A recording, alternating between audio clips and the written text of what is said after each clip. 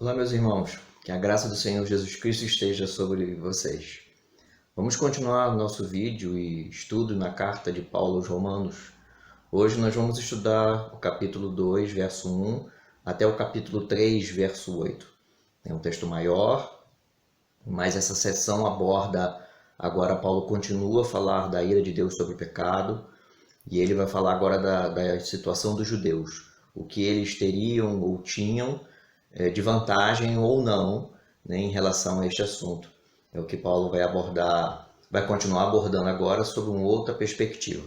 Até então nós vimos do verso 18 ao verso 32 sobre a impiedade dos gentios. E agora então a gente vai ver sobre dos judeus, né, em relação aos judeus. Então vamos ao texto, continuando então, carta de Paulo aos Romanos, capítulo 2, hoje, verso 1. Ele diz assim: por isso, você é indesculpável quando julga os outros, não importando quem você é, pois naquilo que julga o outro você está condenando a si mesmo, porque pratica as mesmas coisas que condena. Então Paulo continua suas argumentações desde o capítulo 1, verso 18, e ele vai até o pedacinho do capítulo 3. Ele continua falando então sobre que as pessoas são indesculpáveis. Aqui ele começa abordando então que essas pessoas aqui julgavam outros, né, mas faziam as mesmas coisas. A maioria dos teólogos, ou muitos teólogos, consideram que Paulo aqui está falando aos judeus, por causa da argumentação que ele vai fazer logo lá na frente, no versículo 17, ele continua falando no capítulo 3, até o verso 8, sobre os judeus, argumentando sobre os judeus. Paulo, inclusive, aqui ele muda um modelo da sua argumentação. Até então ele estava usando a terceira pessoa do plural, agora ele passa para a segunda pessoa do singular. É como se ele estivesse falando a uma plateia e nesta plateia estivesse a pessoa com quem ele quer argumentar. E esta pessoa então faria objeções à argumentação dele e ele responderia às perguntas de argumentação contrária dessa pessoa, que teoricamente estaria numa plateia. É um modelo argumentativo, tá? Não quer dizer que ele estivesse falando especificamente a uma pessoa da igreja em Roma. Então, continuando o texto, ele diz assim: bem sabemos que o juízo de Deus é segundo a verdade contra os que praticam tais coisas. E você que condena os que praticam tais coisas, mas faz o mesmo que eles fazem, pensa que conseguirá se livrar do juízo de Deus? Então ele está aqui condenando as pessoas que julgavam outros e que faziam as mesmas coisas que esses outros faziam. Serão julgados por Deus da mesma forma. Receberão o juízo e a ira de Deus da mesma forma com que aquele que nós vimos lá no início do verso 18 do capítulo 1. Tá? Que a ira de Deus se manifesta dos céus sobre todo o pecado e impiedade das pessoas. E aí o verso 4. Ou será que você despreza a riqueza da bondade, da tolerância e da paciência de Deus, ignorando que a bondade de Deus é que leva você ao arrependimento? E é interessante que a gente percebe nos versos 3 e verso 4 o caráter do nosso Deus. Assim como ele manifesta a sua ira sobre o pecado, sobre a impiedade, e ele é bom porque ele é paciente, é tolerante, e diz que a sua bondade e a sua tolerância é que levam ao arrependimento. Então aqui a gente não pode pensar num Deus raivoso, um Deus que acordou de mau humor. Não, isso não combina com o caráter e as características de Deus. É para mostrar que Deus é bom, é paciente, tolerante, mas também aplica sua justiça e sua retidão sobre as pessoas e na história. E aí o verso 5. Mas por ser teimoso e ter um coração impenitente, você acumula contra si mesmo ira para o dia da ira e da revelação do justo juízo de Deus. Então o Paulo está mostrando que essas pessoas que julgam outros e fazem as mesmas coisas que esses outros, acumulam ira para o dia da ira. Então, o dia final, o dia do grande juízo, o dia da volta de Cristo, elas serão julgadas plenamente. Então, elas acumulam castigo para o final, para o dia da ira. E ele diz como que será esse dia, verso 6. Na verdade, vai até o verso 11, falando sobre... Aqui nós temos um paralelismo. E aí diz assim: que retribuirá a cada um segundo as suas obras, a vida eterna aos que, perseverando em fazer o bem, procuram glória, honra e incorruptibilidade, mas ira e indignação para os egoístas que desobedecem à verdade e obedecem à injustiça. Olha que interessante que essas palavras que Paulo usa aqui, verso 7, perseverando em fazer o bem, procuram glória, honra e incorruptibilidade, na verdade essas pessoas são aquelas que procuram Deus. Lá no verso 21 diz que, não tendo conhecimento de Deus, não o glorificaram. Verso 22 vai dizer que mudaram a glória do Deus incorruptível. Então, o 25, trocaram a verdade de Deus pela mentira, o qual é bendito pela mentira, adorando e servindo a criatura em lugar do Criador, que é bendito para sempre. Então, a gente percebe que são características de Deus. Então, são pessoas que buscam a Deus. E aí o verso 8, mais ira e indignação para os egoístas, que desobedecem à verdade, ou seja, aqueles que não querem saber de Deus, e obedecem à injustiça. Paulo vem argumentando que essas pessoas trocaram a verdade pela injustiça. Ele faz isso desde o verso 18. Trocaram, por meio da injustiça, suprimem a verdade. Trocaram a glória de Deus incorruptível, lá no 23, por imagens semelhantes a ser humano corruptível. 25, eles trocaram a verdade de Deus pela mentira. Então a gente percebe que são características, são palavras que marcam aqueles que não querem saber de Deus, aqueles que rejeitam Deus. E aí o verso 9, e aí ele faz uma repetição daquilo que ele está explicando, é um paralelismo, né? Tribulação e angústia virão sobre todo aquele que faz o mal, ao judeu primeiro e também ao grego. Mas haverá glória, honra e paz a todo aquele que pratica o bem, ao judeu primeiro e também ao grego, porque Deus não trata as pessoas com parcialidade. E ele já tinha usado essa expressão ao judeu primeiro, né, e ao grego também, quando ele vai falar lá no verso 16, que ele fala da salvação que vem pelo Evangelho. Capítulo 1, verso 16. Primeiro o judeu e também o grego. Ele mostra então a universalidade do Evangelho. Mas Deus também aplicará a sua justiça, a sua ira ao judeu primeiro e ao gentio também. E aquele que fizer o bem, que buscar a Deus, buscar a verdade, receberá o bem de Deus ao judeu primeiro e também ao Deus. Então ele receberá a vida eterna de Deus. Perceba que é sempre ao judeu primeiro e ao grego, né? Ou ao gentio depois. Então mostra a universalidade. Deus não vai tratar os judeus com com imparcialidade ou com questões de preferência porque receberam uma lei ou porque tinham uma circuncisão. Aliás, Paulo vai argumentar isso daqui a pouco no texto bíblico. E aos judeus porque não receberam a lei ou porque não tinham a circuncisão. O que Deus vai tratar é da nossa obediência.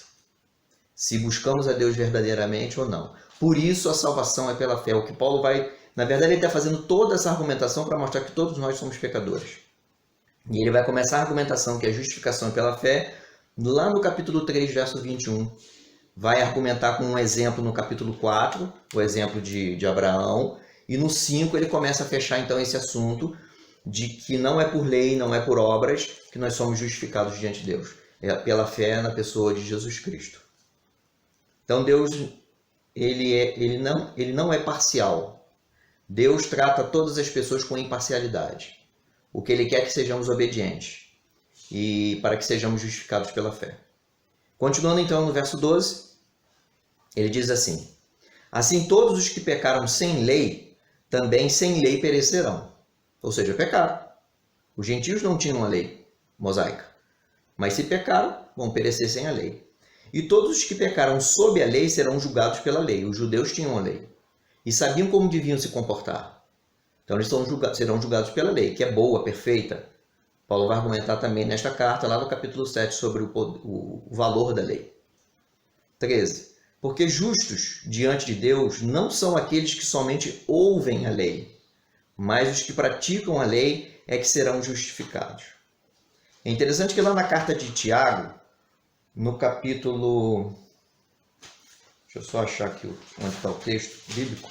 Tiago, capítulo 1, verso 25, ele vai falar sobre aqueles que ouvem a lei apenas e não praticam. Então, justos são aqueles que praticam a lei. Toda. Completamente toda. É uma redundância disso, né? Todos aqueles que praticam a lei são justos. E é isso que ele vai argumentar lá na frente. Nós não conseguimos praticar toda a lei, nem os judeus. Então ele está dizendo que os gentios que não tinham lei pecaram e seriam julgados pelo pecado. E aqueles que tinham a lei pecaram e serão julgados pela lei, porque eles tinham a lei e não fizeram o que a lei mandava. E aí parece que a gente entra num beco sem saída. Como então sermos justos se aqueles que não têm a lei, não conseguem saber, e aqueles que têm a lei sabem, mas não fazem? Como sair desta sinuca de bico, né? Como sair deste beco? Jesus Cristo é a solução. Jesus Cristo é a resposta. É crer na pessoa de Jesus Cristo, porque ele cumpriu toda a lei. É isso que Paulo está argumentando. É uma argumentação longa, mas lá no final ele vai mostrar justamente isso. É pela pessoa e obra de Jesus Cristo que nós podemos sair desse beco, desse aperto, de sermos justificados apesar das nossas falhas. Então nós crermos na perfeição da pessoa e na perfeição da obra de Jesus Cristo.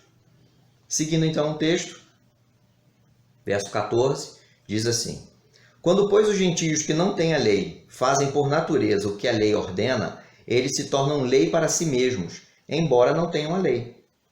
Estes mostram a obra da lei gravada no seu coração, o que é confirmado pela consciência deles e pelos seus pensamentos conflitantes, que às vezes os acusam e às vezes os defendem. No dia em que Deus, por meio de Cristo Jesus, julgar os segredos das pessoas, de acordo com o meu evangelho. Então aqui Paulo não está dizendo que a lei mosaica estava gravada no coração dos gentios, não. Está falando que a lei de Deus, os valores morais de Deus, é revelado a todas as pessoas. Lembra que nós vimos no primeiro estudo, lá no capítulo 1, que Deus se revelou através da sua criação? Então Deus se revela completamente. A sua divindade e o seu valor se mostram na sua criação. E o texto ainda diz que isso é reconhecido adequadamente. A palavra que está lá diz que claramente se reconhecem, lá no verso 20 do capítulo 1, desde a criação do mundo, sendo percebidos por meio das coisas que Deus fez. Então os gentios que não tinham a lei mosaica tinham os valores de Deus. Então eles tomavam decisões certas, sabiam o que era certo e errado, mesmo que muitas vezes, na maioria das vezes, não praticavam. E o texto diz que a consciência deles, seus pensamentos eram conflitantes. Às vezes os acusavam e às vezes o defendiam. E todas essas coisas serão julgadas no final, de acordo com o evangelho que é Jesus Cristo. E quando Paulo diz aqui meu evangelho, não é que ele era dono do evangelho, ele pertencia ao evangelho. É uma frase de pertencimento. Igual quando a gente diz assim, a minha igreja fica em tal lugar. É a ideia de pertencimento, não é de propriedade. Então o que Paulo está mostrando é que os gentios não conheciam e não tinham a lei mosaica, mas seriam julgados pela lei gravada no seu coração, pelos valores morais de Deus. Não é aqui a revelação especial, é a revelação geral que Deus deu a todas as pessoas. Seguindo então ao verso 17, aí Paulo começa a argumentar especificamente sobre os judeus. Quando ele diz assim, mas se você diz que é judeu, lembra que ele está argumentando com uma plateia imaginária e como se tivesse uma pessoa sentada nessa plateia para fazer as argumentações contrárias. Então ele está se dirigindo a esta pessoa. Mas se você diz que é judeu, confia na lei e se gloria em Deus, se você conhece a vontade de Deus e aprova as coisas excelentes, sendo instruído na lei, se você está convencido de que é guia dos cegos, luz dos que se encontram nas trevas, instrutor de insensatos, mestre de crianças, tendo na lei a forma da sabedoria e da verdade, olha que a lei é sabedoria e verdade. Você, pois, que ensina os outros, não ensina a si mesmo? Então Paulo agora está argumentando contra os judeus. Vocês têm a lei, conhecem a vontade de Deus, sabem das coisas, são guias, ensinam as crianças, sabem que a lei é sabedoria e verdade e não ensina você mesmo? Você que prega que não se deve roubar, rouba? Você que diz que não se deve cometer adultério, adultera? Você que detesta ídolos, rouba os templos? E aqui não se sabe muito bem essa expressão que significa rouba os templos, mas como ele está falando de ídolos, provavelmente ele está falando das pessoas que roubavam outros templos, roubavam as imagens dos outros templos, ou seja, era uma questão de idolatria. Então você que diz que não pode adorar imagens, adora. Você que se gloria na lei, desonra a Deus pela transgressão da lei, pois como está escrito, o nome de Deus é blasfemado entre os gentios por causa de vocês. Aqui é a falsa piedade. Paulo está dizendo para os judeus que eles tinham conhecimento de Deus, através da lei, né, dos preceitos de Deus, que Deus deu, por intermédio de Moisés. E eles julgavam as outras pessoas, mas cometiam as mesmas coisas que essas pessoas cometiam. Que é o que a gente começou a ver lá no verso 1 do capítulo 2. Quando ele diz, você é indesculpável quando julga os outros, não importando quem você é, pois naquilo que julga o outro você está condenando a si mesmo porque você faz as mesmas coisas. Então os judeus tinham a vantagem de conhecer a lei como forma de sabedoria, ser mestre de crianças, guia de cegos, instrutor de insensatos, mas faziam as mesmas coisas que condenavam os outros e que julgavam os outros. E às vezes a gente fica falando, né, o texto fala dos judeus, ele está argumentando contra o seu próprio povo, no caso Paulo aqui está argumentando contra o seu próprio povo, e pensando em nós cristãos de hoje, nós temos as Escrituras, temos o Espírito que habita em nós, porque a Escritura diz isso, no momento em que nós nos rendemos a Cristo, o Espírito passa a habitar em nós, como indivíduo e como corpo chamado igreja. Então o Espírito habita no indivíduo e habita na igreja. E nós temos os preceitos de Deus para o que é certo e o que é errado. E como devemos andar, como devemos fazer, como devemos falar. E nós é que devemos apontar para o mundo os seus pecados, para que eles se arrependam e cheguem a Deus. Mas temos que ter um cuidado e vigiar bem de perto, para que não façamos as mesmas coisas que apontamos de pecado para o mundo. Para que nossa ação e nossa fala sejam concatenadas, andem juntas, para que elas não sejam contraditórias, para que não caiamos no mesmo erro que Paulo aponta aqui para os judeus. Então vivamos pelas Escrituras, preguemos as Escrituras sim, com argumentações e com a nossa voz, com a nossa fala, mas vivamos ela também, com nossos procedimentos, nossas atitudes, para com o outro, para com a sociedade, para com o governo, para com nossas obrigações civis, nossa cidadania, seja no trânsito, seja reunido como igreja, onde quer que andemos, o que quer que façamos, sejamos espelho daquilo que nós ensinamos, daquilo que nós encontramos nas Escrituras. Seguindo então o verso 25, ele começa a argumentar aquilo que os judeus davam, né, de grande valor, a circuncisão e a lei. E aí ele diz então no verso 25, a circuncisão tem valor se você pratica a lei, mas se você é transgressor da lei, a sua circuncisão já se tornou incircuncisão. Então o que ele mostra é a circuncisão era a marca física no homem, né, do sexo masculino, daquele povo que tinha a aliança com Deus. Foi Deus que mandou fazer. A circuncisão não foi uma invenção para o povo judeu. Ela já existia na época de Abraão. Mas Deus disse que o seu povo deveria ter esta marca física como marca de aliança. E aí Paulo argumenta isso. Esta marca de aliança só tem valor se você praticar a lei. Se você cumprir a lei toda. Porque senão ela não serve para nada. E ele continua então argumentando, portanto, se a incircuncisão, ou seja, os gentios, observam os preceitos da lei, ou seja, cumprem a lei, não será essa incircuncisão considerada como circuncisão? Ou seja, se os gentios que não têm a marca, né, física, se eles cumprem a lei, não é mais importante cumprir a lei do que ter a marca? E se aquele que é incircunciso por natureza cumpre a lei, certamente ele julgará você que, embora tenha a letra da lei e a circuncisão, é transgressor da lei. Perceba então que cumprir a lei é fazer a vontade de Deus. É ser filho obediente, pleno, completo. Então cumprir a lei tem muito mais valor, muito mais importância do que a marca física da aliança. Porque a maior das alianças é cumprir aquilo que Deus quer que cumpramos. Então ele está argumentando entre judeus e gentios. Se os gentios cumprirem a lei, mesmo não tendo a circuncisão, eles agradam a Deus. E ainda julgará aqueles que têm a marca, ou seja, a circuncisão, e têm a lei, que eram os judeus. Então, trocando em miúdos, o que Paulo está argumentando é que importa é cumprir a lei, porque é isso que nos justifica, embora não tenhamos a condição de cumprir a lei. Ele ainda está argumentando sobre a lei. Lá na frente ele vai argumentar que é impossível cumprir a lei toda. Então ele está argumentando que cumprir a lei é obedecer. Cumprir a lei é fazer a vontade de Deus. Então seja gentio incircunciso, seja judeu circuncidado, importa é cumprir a lei. E ele continua então no verso 28 argumentando sobre isso. Porque não é judeu quem o apenas é exteriormente, nem é circuncisão o que é somente na carne. Então ele mostra que a circuncisão na carne não é a mais importante. A grande marca da aliança é a circuncisão do coração. 29.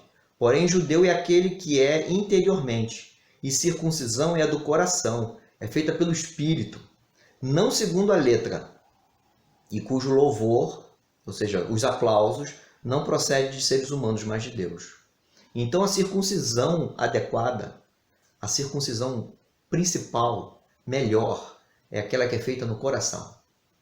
E é feita pelo Espírito. E o louvor, ou o aplauso, é recebido não dos seres humanos, mas de Deus. E não tem uma novidade de Paulo aqui. A Bíblia já aponta para essa circuncisão feita do coração. Em Deuteronômio 10:18 e Jeremias 4:4, nós já encontramos essa circuncisão do coração. Deus advertindo que a verdadeira circuncisão é a do coração. E que a marca, no corpo, a circuncisão feita no corpo, e aí do homem, o sexo masculino, seria a marca daquela que já existiria no coração. Então a gente aprende que a circuncisão e simplesmente ter a lei não são motivos de justificação, nem é motivo de agradar a Deus, porque a circuncisão externa deve ser reflexo da circuncisão do coração, que é feita pelo Espírito. Então, salvação é algo que vem do coração, começa no coração para o exterior, e não o contrário. E quem nos deve dar... Aliás, o louvor que nós devemos buscar não é o louvor das pessoas, dos homens, mas o louvor vindo de Deus. É Deus nos dizendo, muito bem, meu filho, você é um servo obediente, é um filho obediente. Esse é o melhor louvor. É o louvor que vem de Deus e um louvor que vem por causa da transformação que o Espírito faz. Não é a circuncisão da carne, nem é o fato de ouvir a lei ou de saber da lei que faz a transformação do coração, mas o cumprir a lei é agradar a Deus. E aí o capítulo 3 vai até o verso 8, hoje. Ele continua então fazendo as argumentações sobre o judeu. E aí ele começa então com uma pergunta, e aí começam então as argumentações daquele judeu, imaginário, que estaria na plateia imaginária aqui, fazendo as argumentações contrárias. Ele agora vai falar sobre isso no capítulo 3. E aí ele diz assim, então, no verso 1. Qual é então a vantagem do judeu? Ora, então, que vantagem tem de ser judeu? Se saber da lei, ter a lei e ter a circuncisão não é o que vai me salvar, qual é a grande vantagem do judeu? Se o gentio que se cumprir a lei estará justificado, então qual é a vantagem de ser judeu? Ou qual a utilidade da circuncisão? Aí no verso 2 ele responde, muita. Sob todos os aspectos, principalmente porque os judeus foram confiados os oráculos de Deus, ou seja, as palavras de sabedoria, as palavras proféticas, as palavras inspiradas.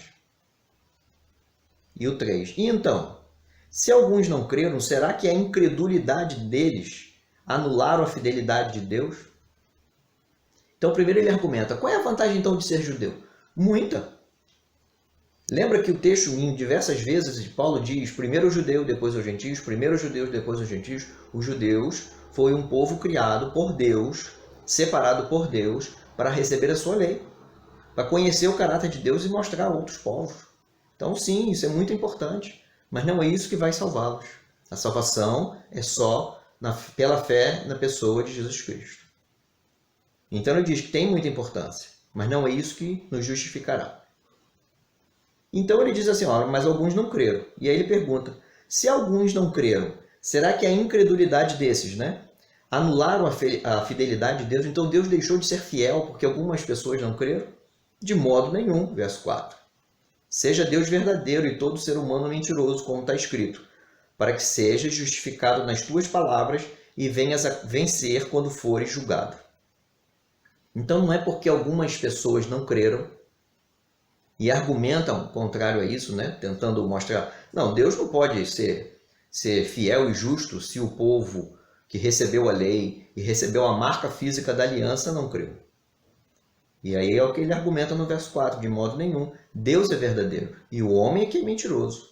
E ele aqui faz uma citação do Salmo 51, verso 4, em que Davi diz que Deus é justo em julgar Davi por causa do seu pecado por Betseba e por causa do plano que ele fez, né, para matar Urias. Que Deus é justo, Deus está aplicando a sua justiça e sua retidão quando ele estava apontando e julgando Davi. Então Davi no Salmo 51, verso 4, fala sobre isso. Que é uma citação livre aqui que Paulo faz desse salmo. Então Deus de forma alguma deixou de ser fiel àquilo que ele prometeu ao seu povo. Mas esse povo precisava crer de todo o coração. Precisava ter a circuncisão feita no coração e não apenas na carne, não apenas no corpo. É o que Paulo está argumentando. E aí ele continua esse mesmo tipo de argumentação no verso 5. Mas se a nossa injustiça, perceba que Paulo agora se inclui aqui, né, como parte desse povo judeu. Mas se a nossa injustiça evidencia a justiça de Deus, que diremos? Seria Deus injusto por aplicar a sua ira? E ele fala em termos humanos, ou seja, como um padrão humano. Um ser humano reclamando ou argumentando. Ora, se aquilo que eu fiz de errado, se porque o povo não creu adequadamente, Deus então é injusto porque ele vai aplicar a sua justiça a essas pessoas? Não, Deus não é injusto nunca, porque ele queria um povo que andasse obediente perto dele. Se nós lermos todo o Antigo Testamento, nós vamos ver, principalmente na parte dos profetas, os maiores e os menores, Deus mandando seus profetas para mostrar ao povo que eles estavam no caminho errado. Que eles precisavam chegar-se a Deus, cumprir os seus estatutos, a sua lei, ter um coração transformado, ter a circuncisão feita no coração. Mas não quiseram. E o povo foi para o cativeiro. O reino do norte foi tomado pela Síria e o reino do sul tomado pela Babilônia, como castigo pela idolatria e desobediência aos preceitos de Deus. Então Deus não é injusto. E aí o verso 6 é claro que não, ele está respondendo. Do contrário, como Deus julgará o mundo? Ora, se Deus for injusto, como ele vai julgar a injustiça do mundo? Então Deus não é injusto. E aí o verso 4 é que diz, nós seres humanos é que somos mentirosos e Deus verdadeiro. Deus não é injusto porque julga o nosso pecado. Deus não é injusto porque julgará plenamente e finalmente no dia do juízo todo o pecado da humanidade. Não. Ele tem avisado, ele tem sido paciente, tolerante, é o que Paulo argumenta lá no início do capítulo 2, verso 4.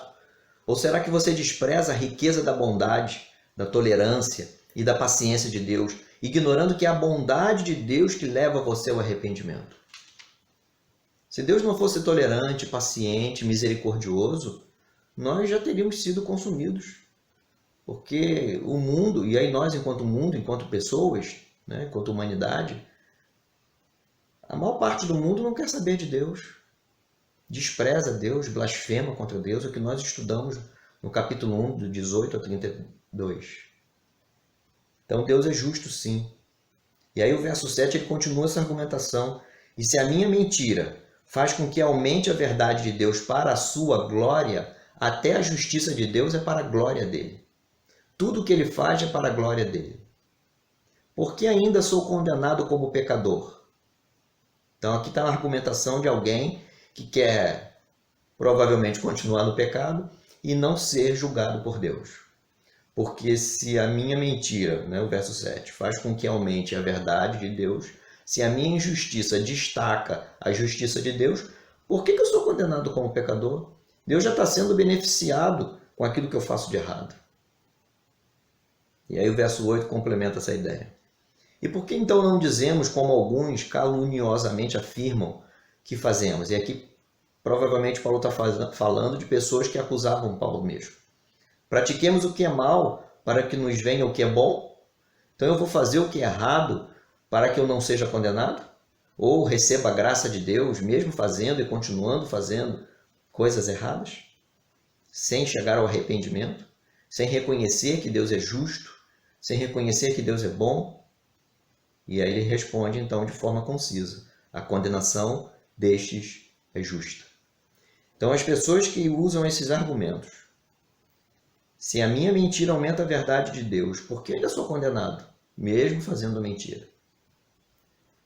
Vamos fazer o que é mal para que venham coisas boas, para que Deus nos agracie, porque Ele é bom, misericordioso, e Ele é, mas Ele não deixará impune pecado algum até o final da história. Ou pensar, se a minha injustiça, aquilo que eu pratico de errado, evidencia o caráter da justiça de Deus, como posso ser ainda condenado? Como posso ainda receber a ira de Deus? E aí ele termina, então Paulo termina essa argumentação com uma frase curta, concisa: a condenação destes é justa. Esse texto parece que, embora tenha sido escrito aos romanos, e aí 57, 58 depois de Cristo, primeiro século, é muito atual. Muitas pessoas hoje fiados na graça e misericórdia de Deus, na sua bondade, continuam praticando bem. Não, Deus é bom. No final da história, Deus salvará todas as pessoas porque Ele é bom. Ele é bom. É misericordioso, gracioso, mas Ele punirá o pecado, porque Ele é justo e bom. E aí é o que o texto está dizendo: a condenação dessas pessoas é justa, é adequada, porque Deus é justo. Ele não deixa de ser bom e misericordioso quando aplica a sua justiça. E aí eu repito o verso 4 lá do capítulo 2, é por causa da bondade, tolerância e paciência de Deus que somos conduzidos ao arrependimento. Se não fosse por sua bondade, nós teríamos apenas a justiça e apenas as punições de Deus. Mas por sua graça e misericórdia que nós podemos chegar ao arrependimento e crer pela fé na pessoa de Jesus Cristo, que é o que Paulo vai argumentar a partir do verso 21, que a justificação é pela fé, e vai fechar esse assunto e chegar à plenitude desse assunto, o ápice desse assunto no capítulo 5.